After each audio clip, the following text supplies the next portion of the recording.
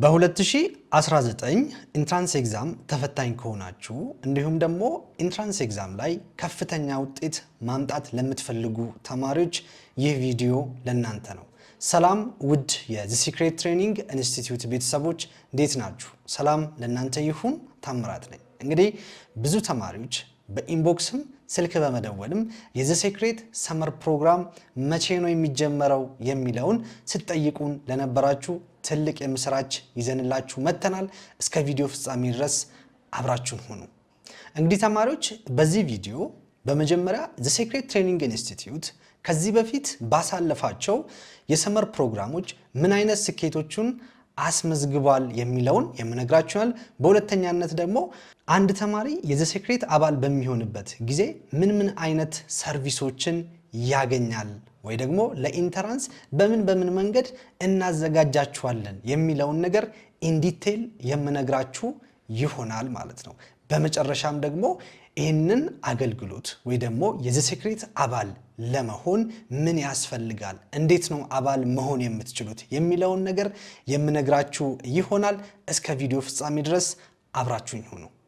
እንግዲህ ተማሪዎች ዘ ሲክሬት ትሬኒንግ ኢንስቲትዩት ባለፉት 4 ተከታታይ ዓመታት የዘ ሲክሬት ሰመር ፕሮግራምን በማዘጋጀት እንዲሁም ደግሞ እስከ ኢንትራንስ ኤግዛም ፈተና ቀን ድረስ ለተማሪዎች የተለያዩ አገልግሎቶችን ወይ ደግሞ ሰርቪሶችን በማቅረብ ለፈተና እያዘጋጀን እጅግ ስኬታማ የሆነን ጊዜ ልናሳልፍ ችለናል ማለት ነው። ይህንን ስላችሁ ተማሪዎች ዝም ብዬ አይደለም። በየዓመቱ ከሚመጣው ከፍተኛ ውጤት ከሚያመጡ ተማሪዎች ውስጥ አብዛኞቹ የዘ ሲክሬት ትሬኒንግ ኢንስቲትዩት ተማሪዎች ናቸው። ይህንንም ደግሞ የኛ ዩቲዩብ ቻናል ላይ የተለቀቁ ከፍተኛ ውጤት ያመጡ የተማሪዎችን ኢንተርቪው ማየት ትችላላችሁ። እኛ ጋር የቀረበው ብቻ ሳይሆን በተለያዩ ዩቲዩብ ቻናሎችም ስለ ዘ ሲክሬት የሰጡትን ምስክርነት ማየት ትችላላችሁ ማለት ነው። ስለዚህ እናንተም ከፍተኛ ውጤት ከሚያመጡ ተማሪዎች ውስጥ ማለትም ከ550 እና ከዛ በላይ ውጤት ከሚያመጡ ተማሪዎች ውስጥ መሆን የምትፈልጉ ከሆነ የዘ ሲክሬት አባል መሆን እንዳትረሱ እላለሁ። ይህንን ካልኳችሁ ተማሪዎች ለ2019 ዓመተ ምህረት ለኢንትራንስ ኤግዛም ተፈታኞችስ ምን የተሻለ ነገር ይዛችሁ መታችኋል ካላችሁን እያንዳንዱን የኛ ተማሪዎች በምትሆኑበት ጊዜ ወይ ደግሞ ከሰመር ጀምሮ እኛ ጋር በምታሳልፉበት ጊዜ ምን ነገሮችን እንሰጣችኋለን የሚለውን ነገር አንድ ባንድ የምነግራችሁ ይሆናል ማለት ነው። ተማሪዎች አንድ እርግጠኛ የምሆንላችሁ ነገር እኛ ጋር የምታሳልፏት እያንዳንዷ ሰከንድ፣ እያንዳንዷ ሚኒት፣ እያንዳንዷ ቀን በፍጹም አይባክንም፣ አይቆጫችሁም። እጅግ አብዝታችሁ የምታተርፉበት ይሆናል ማለት ነው። አሁን ደግሞ የምነግራችሁ የኛ የዘ ሲክሬት አባል ለምትሆኑ ተማሪዎች ወይ ደግሞ ከሰመር ጀምሮ እኛ ጋር ለምታሳልፉ ተማሪዎች ምን አገልግሎቶችን ታገኛላችሁ የሚለውን አንድ ባንድ የምነግራችሁ ይሆናል ማለት ነው። የመጀመሪያው የምታገኙት ነገር ተማሪዎች ከ9ኛ ክፍል እስከ 12ኛ ክፍል ለናቹራልም ለሶሻል ሳይንስ ተማሪዎችም ኢንትራንስ ኤግዛም ላይ የምትፈተኗቸውን 6ቱንም ሳብጀክቶች ኤግዛም ቤዝድ በሆነ መንገድ የተዘጋጀን ቱቶሪያል ቪዲዮ የምታገኙ ይሆናል ማለት ነው። እነዚህ ቱቶሪያል ቪዲዮዎች ተማሪዎች ዝም ብለው ቪዲዮዎች አይደሉም። የተዘጋጁበት መንገድ እናንተን ለኢንትራንስ ኤግዛም በሚያዘጋጃችሁ መንገድ የተዘጋጁ ናቸው። እነዚህን ስንል ምን ማለታችን ነው? ኢንትራንስ ኤግዛም የሚዘጋጀው ከዚህም በፊት በተደጋጋሚ እንደነገርናችሁ ለርኒንግ ኮምፒተንሲ ላይ መሰረት በማድረግ ነው። ቴክስት ቡካችሁ እያንዳንዱ ዩኒት እንዲሁም በየዩኒት ውስጥ ባሉ ሜን ኮንተንቶች ለርኒንግ ኮምፒተንሲ አላቸው። እነዛ ለርኒንግ ኮምፒተንሲ ላይ ነው ዲፔንድ በመሆን ኢንትራንስ ኤግዛም ጥያቄዎች ይመጡት። ታዲያ እኛም እያንዳንዱ ቱቶሪያል ቪዲዮ የዩኒቱ እንዲሁም የሜን ኮንተንቱ ለርኒንግ ኮምፒተንሲ ላይ መሰረት ባደረገ መልኩ የተዘጋጀ ነው ማለት ነው። ለርኒንግ ኮምፒተንሲ ምን ማለት ነው የሚለውን ለማታውቁ ተማሪዎች እንደ መረጃ እንዲሆናችሁ አንድ ተማሪ አንድን ዩኒት ተምሮ ከጨረሰ በኋላ ሚኒመም ምን ነገሮችን ማወቅ የሚለውን የሚያስቀምጥ ነው። የዩኒቱ ብቻ ሳይሆን በየዩኒት ውስጥ ባሉ ሜን ኮንተንቶች ውስጥ ያሉ ለርኒንግ ኮምፒተንሲዎችም ያን ሜን ኮንተንት አንድ ተማሪ ተምሮ ሲጨርስ ምን ነገሮችን መረዳት አለበት የሚለውን የሚያስቀምጥ ነው ማለት ሶ እነዚህ ነገሮች ላይ መሰረት በማድረግ ነው ኢንትራንስ ኤግዛም ጥያቄ የሚወጣው ሶ የኛም ቪዲዮዎች ያንዳንዱ ለርኒንግ ኮምፒተንሲ እንድትረዱ በሚያስችላችሁ መንገድ የተዘጋጁ ናቸው ማለት ነው ይሄ ብቻ ሳይሆን ተማሪዎች ለምሳሌ በየዩኒት ውስጥ ያንዳንዱ ዩኒት የራሱ የሆነ ሜን ኮንተንት አለው እንደነገርኳችሁ ለምሳሌ ዩኒት 1 ከሆነ 1.1 1.2 የሚለው አሉ ሶ 1.1ን 1.2ን አስተምረን እንደጨረስን በነዛ ሜን ኮንተንቶች ላይ በነዛ ሜን ኮንተንት ላይ ከዚህ በፊት የወጡ የኢንትራንስ ኤግዛም ጥያቄዎችንም እንደ ኤግዛምፕል ከስር እያሰራናችሁ የምንሄድ ይሆናል ማለት ነው ሶ በዚህ መንገድ የተዘጋጀውን ቱቶሪያል ቪዲዮ የምታገኙ ይሆናል ማለት ነው የመጀመሪያው ይሄ ነው በሁለተኛነት የምታገኙት ደግሞ ተማሪዎች ከ2003 ዓመተ ምህረት ጀምሮ እስከ 2018 ዓመተ ምህረት ድረስ የወጡ የኢንትራንስ ኤግዛም ጥያቄዎችን በየዩኒቱ የጽሁፍም የቪዲዮ ኤክስፕላኔሽንም ጋር የምታገኙ ይሆናል ማለት ነው ይሄንን ስንል ምን ማለታችን ነው ለምሳሌ የግሬድ 12 ኬሚስትሪን ዩኒት 1 ላይ ከ2003 እስከ 2018 ድረስ የወጡ ኢንትራንስ ኤግዛም ጥያቄዎችን በየዩኒቱ ከፋፍለን አስቀምጠንላችኋል ማለት ነው የጽሁፍ ኤክስፕላኔሽን ብቻ አይደለም ተማሪዎች የቪዲዮ ኤክስፕላኔሽንም ጭምራለሁ ማለት ነው እንደዚህ አይነት ፊቸር ባይዙ የትም አፕሊኬሽን ላይ አታገኙም አብዛኞቹ አፕሊኬሽኖች ወይ ደግሞ ሙሉ በሙሉ ማለት ይቻላል የምታቋቸው በእርግጠኝነት የጽሁፍ ኤክስፕላኔሽን ብቻ ነው ያላቸው የኛ ጋር ግን አንድ ተማሪ የሆነን ጥያቄ የጽሁፉን ኤክስፕላኔሽን አይቶ ካልገባውና ካልተረዳው ከ2 ደቂቃ እስከ 5 ደቂቃ የሚደርስ ቪዲዮ ደግሞ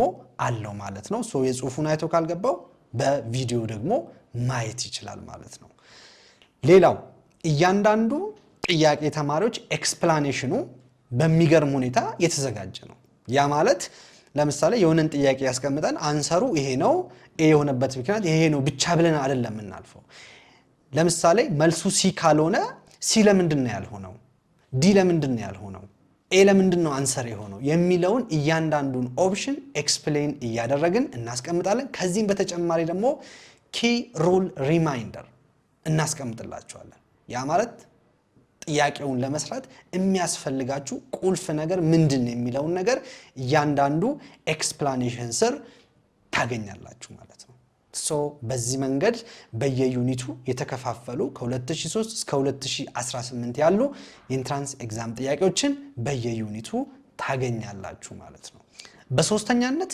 የምታገኙት ደግሞ ተማሪዎች ዘ ሴክሬት ፕሪ ኢንትራንስ ኤግዛም ነው ለዘንድሮ ተፈታኞች ማለትም ለ2018 ኢንትራንስ ኤግዛም ተፈታኞች በ5 ዙር የፈተነው ፕሪ ኢንትራንስ ኤግዛም ነው ለ2019 ኢንትራንስ ኤግዛም ተፈታኞች ደግሞ በእጥፍ አሳድገነው በ10 ዙር የምንሰጣችሁ ይሆናል ማለት ነው ይሄ ፕሪ ኢንትራንስ ኤግዛም ተማሪዎች በ10 ዙር የሚሰጥ በየሆነ ጊዜ ጋፑ የምትፈተኑት ፈተና ነው ማለት ነው እዚህ ጋር የምንፈትናችሁ ጥያቄዎች ደግሞ ዝም ብለው ተራ ጥያቄዎች አይደሉም እጅግ በጣም እናንተን ለኢንትራንስ ኤግዛም የሚያዘጋጇችሁ በኢንትራንስ ኤግዛም ስታንዳርድ ደረጃ የተዘጋጁ ጥያቄዎች ናቸው ማለት ነው ሶ ይሄንን በ10 ዙር እንሰጣችኋለን ይሄንንም ፈተና ባይዘ በዌብሳይታችንም በሞባይል አፕሊኬሽንም ትፈተናላችሁ ስለ ዌብሳይታችንና ስለ ሞባይል አፕሊኬሽኑ አፈታተኑን ኢን ዲቴል ወደ በኋላ ላይ የምነግራችሁ ይሆናል ሶ በሶስተኛነት በ10 ዙር የሚሰጥ ፕሪ ኢንትራንስ ኤግዛም ታገኛላችሁ ማለት ነው በአራተኛነት የምታገኙት ተማሪዎች ሪል ኤግዛም ሲሙሌሽን ባይ ዌብሳይት ነው ይህ ዌብሳይት እንግዲህ በዲፓርትመንት ኦፍ ዘ ሴክሬት ትሬኒንግ ኢንስቲትዩት በልዩ ሁኔታ ለናንተ ተብሎ የተዘጋጀ ነው ይህ ዌብሳይት ባይዞ እስካሁን ድረስ ማንንም ያልሰራው ከትምህርት ሚኒስቴር ውጪ ማለት ነው እሱ ነው የሚቀድመን ሶ የትም የማታገኙትን ለተማሪዎች ብለን የሰራነው ነገር ነው በእርግጠኝነት ስነግራችሁ በደንብ እንደምትደመሙበት እርግጠኛ ነኝ ይህ ዌብሳይት ባይዞ ተማሪዎች ትምህርት ሚኒስቴር እንግዲህ አሁን ላይ ሙሉ በሙሉ ማለት በሚቻል ደረጃ ፈተናዎችን በኦንላይን መፈተን እየጀመረ ነው እናንተም በ2019 ዓመተ ምህረት የምትፈተኑ ተማሪዎች ሙሉ በሙሉ በዌብሳይት ነው ማለት ይቻላል ማለት ነው። ትምህርት ሚኒስቴር እንደሚታወቀው ይህንን ዌብሳይት ለእናንተ ለቆላችሁ ፕራክቲስ እንድታደርጉ የሚያደርገው ኢንትራንስ ኤግዛም ከመድረሱ ወይ ከአንድ ወር በፊት ወይ ደግሞ ከአንድ ወር ከ15 ቀን በፊት ብቻ ነው ፕራክቲስ እንድታደርጉ ዌብሳይቱን የሚለቅላችሁ ማለት ነው። ነገር ግን እኛ ተማሪዎች ምን አደረግን? ይህንን የትምህርት ሚኒስቴር ኦንላይን የሚፈተንበትን ሲስተም እንደ አዲስ ሪክሬት በማድረግ ራሱኑ ማለት ነው ምንም ሳይለይ ራሱኑ ሪክሬት በማድረግ ተማሪዎች ኢንትራንስ ኤግዛም አንድ ወር ሲቀረው ሳይሆን አመቱ ሙሉ በዊክሊ ኤግዛም፣ በፕሪ ኢንትራንስ፣ በዩኢኢ ወይ ደግሞ በዩኒቨርሲቲ ኢንትራንስ ኤግዛም ጥያቄዎች ይህንን ዌብሳይት የኦንላይኑን ፈተና በደንብ ፕራክቲስ አድርጋችሁ በኮንፊደንስ ፈተና ላይ ምንም ሳትደናገጡ በሙሉ ልብ ፈተናውን ተረጋግታችሁ እንድትፈተኑ በማሰብ ይህንን ነገር አዘጋጅተንላችኋል ማለት። ስለዚህ አመቱን ሙሉ ያንዳንዱን ፈተና ብትፈልጉ በዌብሳይት ብትፈልጉ በሞባይል አፕሊኬሽን በመፈተን በኋላ በኦንላይን ነው የምትፈተኑ ሲባል ያለምንም መደናቀጥ በኮንፊደንስ ፈተናውን የምትፈተኑ ማለት። ስለዚህ በአራተኛነት ይህንን ነገር ታገኛላችሁ ማለት። አራተኛነት የምታገኙት ደግሞ ተማሪዎች ዊክሊ ቴስት ነው። ይሄ ዊክሊ ቴስት እንግዲህ በየሳምንቱ ሙሉ ተምራችሁ አንድ ዩኒት ከጨረሳችሁ አንድ ዩኒት የጨረሳችሁትን ሳብጀክት በሳምንቱ መጨረሻ ላይ የምትፈተኑት ቴስት ይሆናል ማለት። ስለዚህ ሁል ጊዜ በየሳምንቱ ቴስት አላችሁ ማለት። እነዚህ ቴስቶች ደግሞ ተማሪዎች በኢንትራንስ ኤግዛም ስታንዳርድ ደረጃ የተዘጋጁ ጥያቄዎች ናቸው። ዝም ብሎ ተራ ጥያቄዎች አይደሉም። ይሄንን ስል ምን ማለታችን ነው? ኢንትራንስ ኤግዛም የሚዘጋጅበት ስታንዳርድ አለ። ለምሳሌ 30% ጥያቄዎች ቀለል ያሉ ናቸው፣ 50% ደግሞ መካከለኛ፣ 20% ደግሞ ጠጠር ያሉ ጥያቄዎች ናቸው። በየዩኒቱ እያወጣን በየሳምንቱ መጨረሻ የምንፈትናችሁ ዊክሊ ቴስትም በዚህ መንገድ ወይ ደግሞ በዚህ አሁን በነገርኳችሁ ስታንዳርድ መሰረት የተዘጋጀ ቴስት ነው ማለት ነው። ስለዚህ ይሄንን ታገኛላችሁ። በአምስተኛነት የምታገኙት ደግሞ ተማሪዎች ፓይሌት ቴስት ነው። ከ2015 እስከ 2017 ድረስ ማለት ነው። ፓይሌት ኤግዛም ምን ማለት ነው የሚለውን ነገር በመጀመሪያ ልንገራችሁ። ፓይሌት ኤግዛም ማለት ትምህርት ሚኒስቴር ኢንትራንስ ኤግዛም ከመድረሱ ከአንድ ወር በፊት በተመረጡ ትምህርት ቤቶች እንዲሁም ደግሞ ለተመረጡ ተማሪዎች ብቻ የሚሰጠው ፈተና ነው። ይሄ ፓይሌት ቴስት ተማሪዎች ዝም ብሎ ፈተና እንዳይመስላችሁ በኢንትራንስ ኤግዛም ስታንዳርድ ደረጃ የተዘጋጀ ነው። ያ ማለት ኢንትራንስ ኤግዛምን የሚያወጡ ሰዎች የሚያዘጋጁት ፈተና ነው። ብዙ ጊዜ የተለያዩ አናሊሲሶችን ሰርተናል። ዩቲዩብም ላይ ቪዲዮ ለቀናል በዚህ ዙሪያ። ፒዲኤፍንም ቴሌግራማችን ላይ ማየት ትችላላችሁ።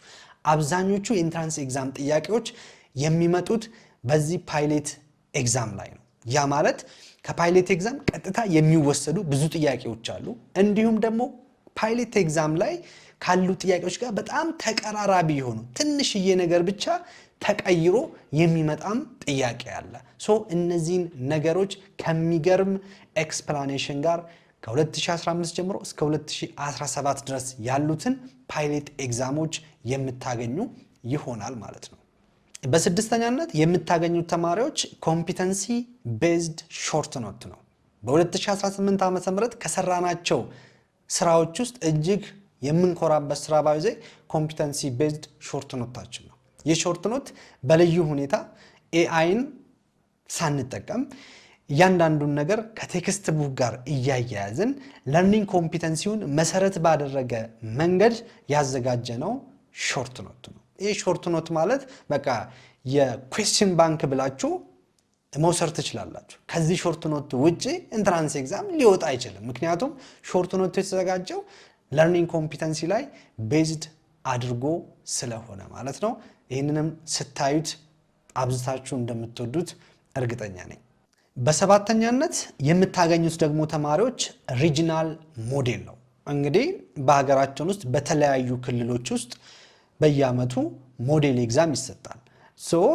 የተመረጡ የክልል ሞዴሎችን ማለትም ለእናንተ ለኢንትራንስ ኤግዛም የሚያዘጋጇችሁን ሞዴሎች ሰሌክት አድርገን እሱንም የምንፈትናችሁ ከሚገርም ኤክስፕላኔሽን ጋር የምናዘጋጅላችሁ ይሆናል ማለት ነው። ስምንተኛው የኛ አባል ስትሆኑ የምታገኙት ነገር ደግሞ ተማሪዎች ኤዱኬሽናል ጌም ነው ወይ ደግሞ ሌቭል ቤዝድ ኩዌስችን የምንለው። ይሄ ማለት ልክ እንደ ጌም ነው። የተለያዩ ሌቭሎች አሉት። ለምሳሌ የግሬድ 12 ኬሚስትሪ ላይ ሌቭል ቤዝድ ኩዌስችን የሚዘጋጅ ከሆነ ለምሳሌ ሌቭሉ እስከ 10 ከሆነ እያንዳንዱ ሌቭል ወይ ደግሞ ሌቭሉ እየጨመረ በሄደ ቁጥር የጥያቄዎቹ ጥንካሬ እየጨመረ ይሄዳል። አንዱ ሌቭል ስታልፉ ነው ወደ ቀጣዩ ሌቭል መሄድ የምትችሉት ማለት ነው። ከቤዚክ ጀምሮ እስከ አድቫንስድ ድረስ በተለያየ ሌቭል ጀስት ፈን እያደረጋችሁ የምትሰሯቸው ጥያቄዎችንም ታገኛላችሁ ማለት ነው። በመጨረሻም የ2019 ኢንትራንስ ኤግዛም ተፈታኞች የኛ አባል በመሆናችሁ ብቻ ሌላ ቦታ ላይ ከ10,000 እና ከዛ በላይ ከፍላችሁ የምትማሯቸውን ኮርሶች እኛ ጋር በነፃ አዘጋጅተንላችኋል። እነዚህ ኮርሶች ዝም ብለው ኮርሶች ሳይሆኑ ተማሪዎች ተጨባጭ የሆነን ስኪል የሚያስይዟችሁ እንዲሁም ደግሞ በኋላ ዩኒቨርሲቲም ከገባችሁ በኋላ ከትምህርታችሁ ጎን ለጎን ገንዘብ ሜክ እንድታረጉ የሚረዷችሁ ኮርሶች ናቸው ማለት ነው። ምን አይነት ኮርሶች ናቸው ካላችሁ የመጀመሪያው ዌብ ዴቨሎፕመንት ኮርስ ነው። ዌብሳይት እንዴት ነው የሚሰራው? ሞባይል አፕሊኬሽን እንዴት ነው የሚሰራው? ከቤዚክ ጀምሮ እስከ አድቫንስድ ድረስ ኢን ዲቴል የምናሳያችሁ ይሆናል ማለት ነው።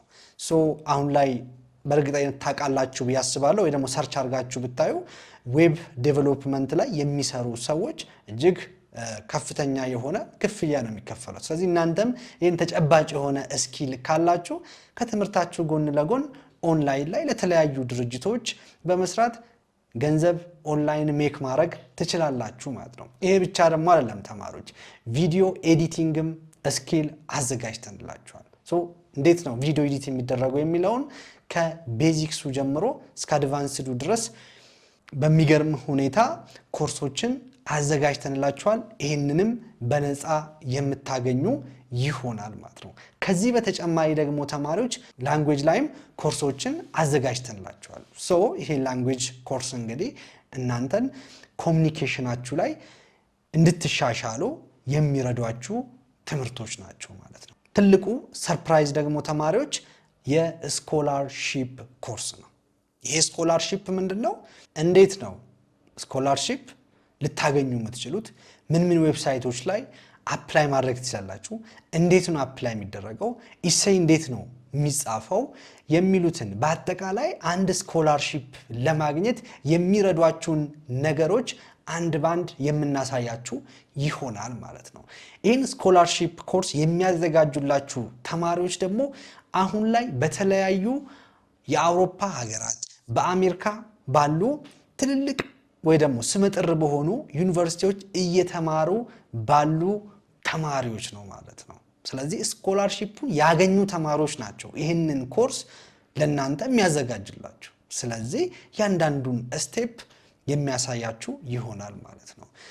ከዚህ ኮርስ በተጨማሪ ደግሞ ተማሪዎች ለአንዳንድ ስፔሻል በሆነ ወይ ፈንድም እስከ ማድረግ ሰፖርት የምናደርገው ተማሪም ይኖራል ማለት ነው።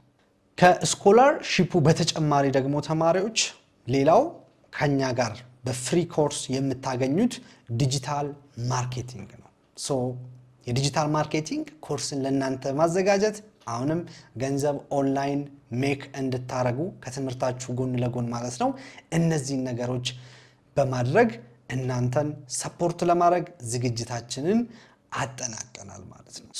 አንድ ተማሪ የኛ አባል ሲሆን ከላይ ጀምሮ የዘረዘርኩላችሁን ነገሮች በሙሉ ያገኛል ማለት ነው። ይህንን ያክል ካልኳችሁ ደግሞ ተማሪዎች ቀጣዩ ጥያቄያችሁ ሊሆን የሚችለው ፕሮግራሙ መቼ ነው የሚጀምረው? ፕሮግራሙስ እንዴት ነው የሚሆነው? ከ9ኛ ክፍል ነው የሚጀምረው ወይስ ከ12ኛ ክፍል ነው የሚጀምረው የሚለውን ነገር የምነግራችሁ ይሆናል ማለት ነው።